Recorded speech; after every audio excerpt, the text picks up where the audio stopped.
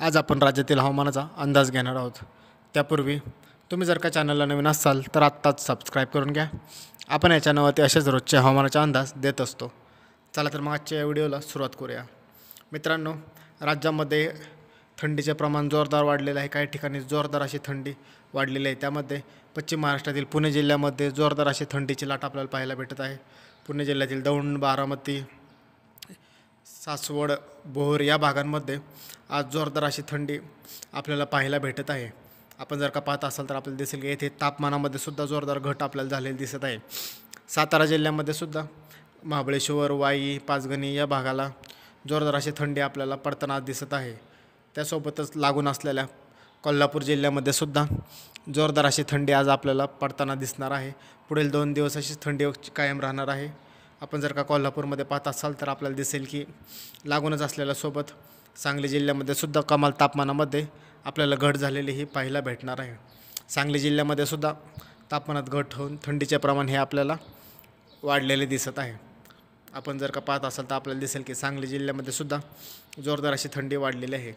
सोलापूर जिल्ह्याचा सुद्धा विचार करायचा झाले तर सोलापूर जिल्ह्यातील सांगोले, पंढरपूर, अकलूज, मोहोळ, अक्कलकोट या भागांमध्ये सुद्धा थंडीचे प्रमाण हे आपल्याला वाढलेले दिसत आहे.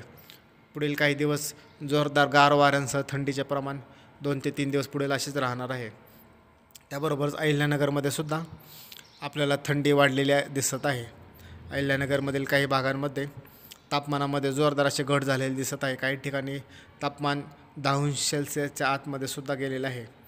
त्याबरोबरच उत्तर महाराष्ट्रामध्ये सुद्धा जोरदार थंडीची लाट आहे. नाशिक जिल्ह्यामध्ये आपण पाहायचे झाले तर आपल्याला दिसेल की जोरदार थंडी नाशिक विभागात, नाशिक जिल्ह्यामध्ये आपल्याला पडताना दिसत आहे. धुळे जिल्ह्यामध्ये सुद्धा आपल्याला थंडीचे प्रमाण हे वाढलेले दिसत आहे. धुळे, जळगाव जिल्ह्यामधील सुद्धा काही भागांमध्ये आपल्याला जोरदार अशी थंडी पडताना दिसत आहे. पुढील 2 ते 3 दिवस राज्यात अशीच थंडी राहण्याचे प्रमाण आहे. नंदुरबार जिल्ह्यामध्ये सुद्धा कमाल तापमानामध्ये आपल्याला घट होताना दिसणार आहे. इकडे उत्तर महाराष्ट्रामध्ये जोरदार अशी थंडी आपल्याला पडताना दिसत आहे. कमाल तापमानामध्ये सुद्धा येथे जोरदार अशी घट आपल्याला होताना दिसणार आहे. त्यासोबतच अकोला जिल्ह्यामध्ये सुद्धा आपल्याला तापमानामध्ये घट होताना दिसत आहे. अमरावती जिल्ह्यामध्ये सुद्धा काही भागात आपल्याला तापमानामध्ये घट झालेली पाहायला भेटू शकते. त्यासोबत बीड जिल्ह्यातील काही भागांमध्ये सुद्धा तापमानामध्ये आपल्याला दिसत आहे. एकूणच राज्यात थंडीचे प्रमाण हे वाढलेले आहे. अधिक माहितीसाठी आपल्या चॅनलला आत्ताच सबस्क्राईब करून घ्या.